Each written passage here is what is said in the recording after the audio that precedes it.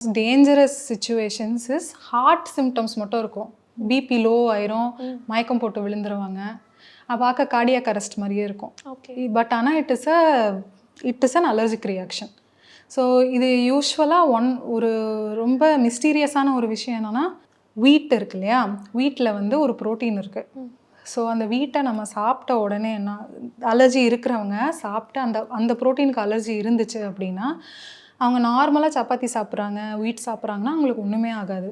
But அவங்க சாப்பிட்டுட்டு உடனே ஜிம் போனாங்கன்னா, இல்லை அவசர அவசரமாக லஞ்ச் டைமில் சாப்பிட்டுட்டு ஓடி ஒரு 4 படி ஃபாஸ்ட்டாக ஏறி அவங்க ஆஃபீஸ்க்கு போனாங்க அப்படின்னா ஒரு சிவியர் லைஃப் த்ரெட்னிங் ரியாக்ஷன் வரும்.